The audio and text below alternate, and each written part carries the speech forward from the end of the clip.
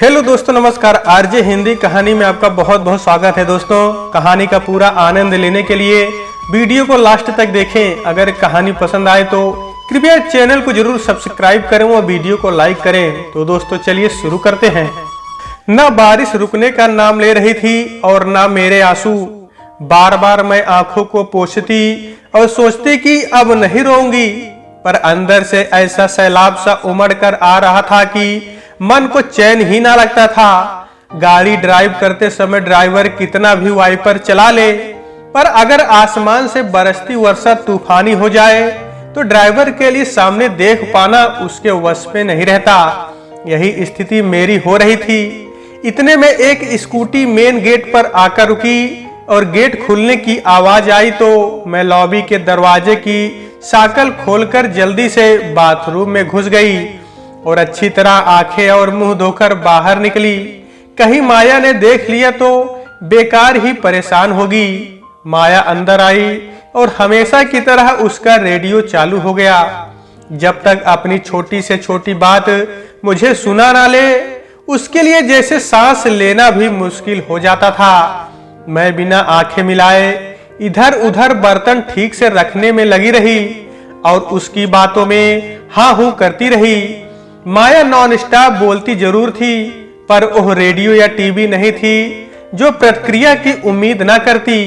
उसे जल्द ही एहसास हो गया कि मैं हाँ हूं कर रही हूं, पर उसकी बातों को सुन नहीं रही हूं। रुककर बोली, मम्मी मेरी तरफ देखो।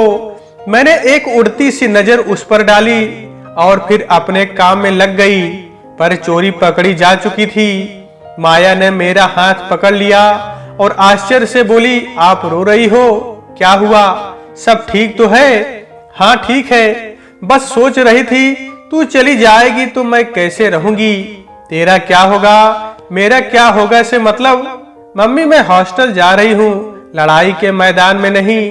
ए रोना धोना क्यों? इतनी मुश्किल से मैंने IIT क्लियर किया है। अभी कल तक तो आप सबको फोन कर करके एक खुशखबरी देने में लगी थी। पता है, कल पापा मुझसे पूछ रहे थे कि स्कोर क्या है। मैंने कहा कि पापा मैं क्रिकेट कहाँ देखती हूँ, मुझे कैसे पता होगा कि स्कोर क्या है। पापा बोले, मैं पूछ रहा हूँ कि तुम्हारी मम्मी ने कितने लोगों को फोन कर दिया तुम्हारी सफलता के बारे में बताने के लिए। माया धारा प्रवाह बोलती चली जा रही थी, मम्मी आप तो जानती थी कि मुझे बीटेक करने के लिए हॉस्टल जाना होगा, तो अब क्या हो गया है आपको? मेरा काम करने में मन नहीं लग रहा था। मैं लिविंग रूम में जाकर आराम कुर्सी पर बैठ गई। माया मेरे पीछे पीछे चुंबक की तरह खींची चली आई। वो तो ठीक है, लेकिन तुम्हारे पापा तो सुबह 9 बजे के निकले, शाम को 6 बजे घर में घुसते हैं। मैं यह पहाड़ सा दिन कैसे काटूंगी? अच्छा, हम इस पर फुर्सत से बात करेंगे। अभी आप मेरे साथ की गर्मा गर्म चाय पियो, कहकर माया रसोई घर में चली गई। माया जानती थी कि मैं इससे थोड़ी देर के लिए राहत जरूर महसूस करूंगी। मैंने आराम कुर्सी पर सर टिकाकर आंखें बंद कर ली। शादी के बाद के 20 वर्ष बड़ी तेजी से मेरे मस्तिष्क में घूम गए। 22 वर्ष की थी मैं जब शादी होकर ससुराल आई। मेरे पति लंबी कदकाठी, गोरा रंग और आत्मविश्वास से भरा रोबीला चेहरा। उनके लिए मुझ जैसी साधारण कदकाठी और साधारण नए नक्श वाली सांवले रंग की लड़की क्यों पसंद की, मेरे ससुराल वालों ने जल्द ही समझ में आ गया। मेरे पापा ने दान दहेज तो अच्छा दिया ही था, साथ में मेरी माँ ने एक सुघड़ गृहिणी बनने के सारे गुण मेरे पल्ले बांध दिए थे। एक के साथ एक फ्री मिल जाए तो लोग खुश हो जाते हैं, पर यहाँ तो मुझे एक पति के साथ 5 सास ससुर, 2 ननद और 1 देवर फ्री में मिले थे। एक जेठ भी थे। वे इसी शहर में अपने परिवार के साथ अलग रहते थे और हर तीज त्योहार पर सपरिवार हमारे घर आया करते थे। यानी मेरे लिए त्योहार का मतलब होता था सबके लिए पकवान बनाना और सबकी आवभगत करना। मेरी सास को गठिया बाई की बीमारी थी। वे बैठे बैठे सब्जी काट देती और इतने प्यार से सब काम में मुझे गाइड करती रहती कि मैं यंत्रवत काम करती जाती। शायद उनका प्यार ही था जिसके सहारे मैं इतना काम कर पाती थी। शादी से पहले मेरा एकमात्र शौक था ड्राइंग। मैंने ड्राइंग एंड पेंटिंग में ही एमए किया था। Oil painting, batik painting, clay modelling और कितने तरह की कलाएं मुझे सीखने को मिली, जिनसे मेरी कला में निखार आता चला गया। मैं सोचती थी कि भविष्य में मेरी प्रदर्शनियां लगा करेंगी और शिवानी और मन्नू भंडारी जैसी प्रसिद्ध लेखिकाओं की किताबों के मुख्य पृष्ठ पर मेरी पेंटिंग हुआ करेगी। पर सपने तो सपने हैं, बिखर जाया करते हैं। पापा मुझे छेड़ते थे कि शादी के बाद जब उसकी सास रोटी मांगेगी तो यह पेपर पर ड्रा करके उन्हें पकड़ा देगी, लीजिए माँ जी रोटी खाइए। और अब पापा यह देखकर द्रवित हो जाते हैं कि रंग, कैनवास, ब्रश सब छूट गए मुझसे, बस रह गई घर की जिम्मेदारियां। सास बीमार सी ही रहती, नंदे कॉलेज से थक कर आती और टीवी देखकर अपनी थकान उतारती। घर भर के लिए काम करती करती जब मैं रात को अपने कमरे में पहुंचती तो मुझे कब नींद आ जाती पता ही नहीं चलता। मेरे पति एक आदर्श बेटे और एक आदर्श भाई थे। वे एक आदर्श पति भी बन सकते थे, इस बात का ख्याल तो उन्हें बहुत सालों बाद आया। मेरे पास अपने लिए कभी समय ही नहीं रहा। जब माया पैदा हुई तो खुशी के साथ साथ एक कष्टकारी स्थिति भी पैदा हो गई। बच्चेदानी से खून का रिसाव अत्यधिक मात्रा में हो रहा था, जिसके कारण ऑपरेशन करके बच्चेदानी निकाल दी गई। अब हमारे आंगन में ठुमकने के लिए माया अकेली थी।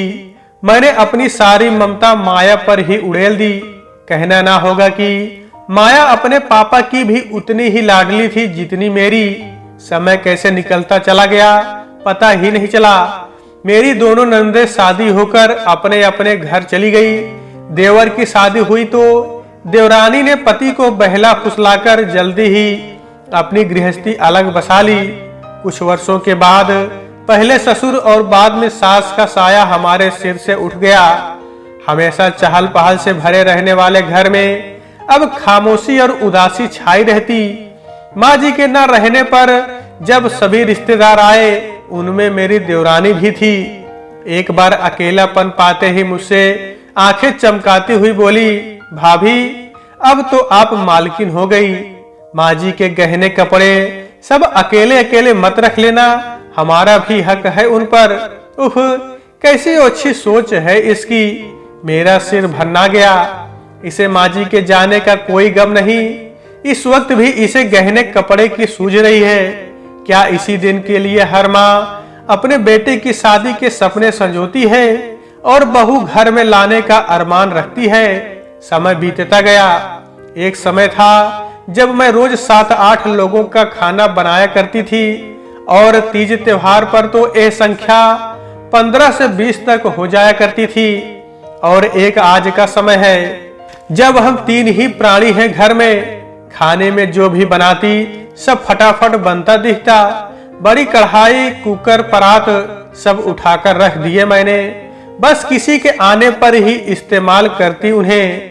रोजाना के लिए छोटे छोटे कुकर, कढ़ाई, परात इस्तेमाल करते हुए मुझे बचपन में खेले घर घर का खेल याद आ जाता, जब हम नन्हे नन्हे बर्तनों और अपनी गुड़िया के साथ खेला करते थे। मुझे अपने पास समय ही समय नजर आता। मैं और माया खूब सारी बातें करते। माया ने अपने मितभाषी पापा को भी बोलना सिखा दिया था। अब ये भी काफी बातें किया करते। इनकी प्रेरणा और मार्गदर्शन का ही नतीजा था कि माया आईआईटी की प्रवेश परीक्षा में सफलता हासिल कर पाई। पर अब वो पढ़ने के लिए हमसे बहुत दूर चली जाएगी। यह सोच सोच कर ही मेरी जान सूख रही थी। मम्मी, माया चाय लिए खड़ी थी। मैं इतनी देर में जाने यादों की कितनी झांकियों के दर्शन कराई थी। मेरी चाय के हर घूंट के साथ माया के प्रवचन भी जैसे मेरे गले के नीचे उतरने लगे। मम्मी, आप बताती है ना कि आपकी शादी के टाइम पर सेल फोन नहीं हुआ करते थे और जब आप नानी नाना से बात करना चाहती थी तो आपको ट्रंक कॉल बुक करानी पड़ती थी। हाँ, मैं बीच में ही बोल पड़ी। एक तो मुश्किल से मिलती थी ट्रंक कॉल और उस पर भी ज्यादा से ज्यादा 6 मिनट ही बात कर सकते थे, उसके बाद दोबारा बुक कराओ। हाँ, यही तो मैं आपसे कहना चाह रही हूँ कि सेल फोन के जमाने में दूर जाने पर क्या परेशान होना, जब चाहे बात कर लो, मैसेज भेजो। हाँ, व्हाट्सएप का चस्का तो मुझे भी लग ही चुका था। अब मेरे और माया के भी आपस में मैसेज हुआ करेंगे। माया के हॉस्टल जाने में अभी वक्त था। वो अपने पापा के साथ मिलकर एडमिशन की औपचारिकताओं को पूरा करने में लगी रही और मैं उसके कपड़े, बिस्तर, कुछ खाने पीने का सामान और रोजमर्रा की जरूरत की चीजें तैयार करने में लगी रही।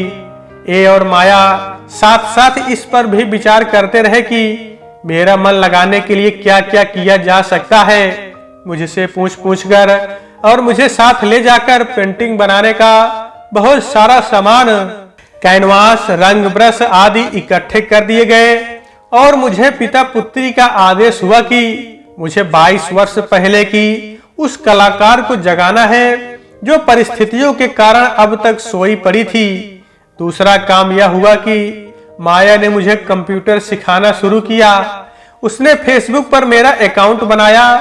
सबसे पहले उसने अपने आप को मेरी फ्रेंड बनाया, फिर मुझसे पूछ कर मेरे रिश्तेदारों और परिचितों को इस साइट पर सर्च किया। मेरे पुराने फ्रेंड्स और सहपाठियों को भी साइट पर तलाश किया गया। वर्षों से जिनसे कोई संपर्क नहीं था, उन्हें तलाश कर पाना मुझे एक अलग ही खुशी दे रहा था और जो थोड़ा बहुत संपर्क में थे भी, उनसे जुड़ने के लिए मुझे एक नया और आसान प्लेटफॉर्म मिल गया था। मुझे यह सब इतना अच्छा लग रहा था कि मैं अपना काम निपटा कर रखती और इंतजार करती कि कब माया मुझे इस जादू के पिटारे पर कुछ और करना सिखाए। जिस माया को हमने बोलना सिखाया, उंगली पकड़कर चलना सिखाया, अक्षर ज्ञान कराया, पाला पोसा, वही आज मेरी टीचर बनी हुई है। सच पूछिए, अपने बच्चों से कुछ सीखने में कितना मजा आता है, यह वही समझ सकते हैं जिन्हें यह सौभाग्य प्राप्त हुआ हो। सच, अब मुझे माया का जाना एक कसक तो पैदा कर ही रहा था, पर सूनेपन का भयावह एहसास ऐसे गायब हो गया था जैसे धूप की गर्मी पाते ही ओस की बूंदें गायब हो जाती है। माया के हॉस्टल जाने के बाद मैंने अपने खालीपन को अपनी नई नई पेंटिंग्स और कलाकृतियों से भर दिया। छुट्टियों में घर आने पर माया ने मेरा ब्लॉग बनाया। मेरी कलाकृतियों के फोटो लेकर उसने मेरे ब्लॉग पर डाले और मुझे भी ऐसा करना सिखाया। मुझे बड़ा मजा आ रहा था। मेरा वर्षों पुराना शौक, मेरी कला जैसे कोमा से उठ बैठे थे। मैं प्रदर्शनी लगाने और कवर पेज पर जगह पाने के सपने तो नहीं देख रही थी, लेकिन समय बीतने के साथ मेरे ब्लॉग को देखने वाले काफी लोग हो गए थे और जब उनसे प्रशंसा मिलती तो मेरे मन का कलाकार झूम उठता और दोगुने उत्साह से काम में जुटता। खाली समय में मैं ऐसे ही साइट्स तलाश करती जो मेरी कला को निखारने में मेरी मदद कर सकती हो। क्या पता उनकी मदद से मेरी कला और ज्यादा कद्रदानों और कला के पारखियों तक पहुंच सके। सच, जिंदगी रुकने का नाम नहीं है। समय के साथ कदम मिलाकर चले तो जिंदगी खूबसूरत नजर आती है। नहीं, यह मेरी शिक्षा नहीं है, यह तो मेरा अनुभव है।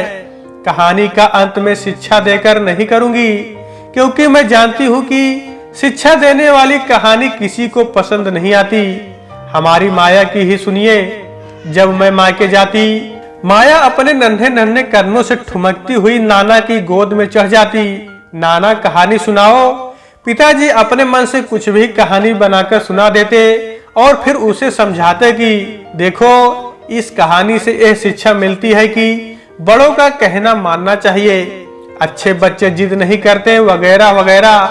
तो अब माया जब भी कहानी सुनाने को कहती, साथ साथ ये भी कह देती कि नाना, वो नहीं जिससे शिक्षा मिलती है। और पिताजी इस बात पर देर तक हंसते रहते कि कोई शिक्षा ग्रहण नहीं करना चाहता। नन्ही माया अपनी गोलमटोल आंखों से पिताजी को ताकती कि नाना हंसते क्यों हैं। तो दोस्तों, आज की वीडियो में बस इतना ही। कहानी आपको कैसी लगी कमेंट बॉक्स में जरूर बताइएगा। अगर कहानी पसंद आई है तो कृपया चैनल को जरूर सब्सक्राइब करें और वीडियो को लाइक करें। तो दोस्तों आपसे फिर मिलते हैं अगले वीडियो में, तब तक के लिए नमस्कार।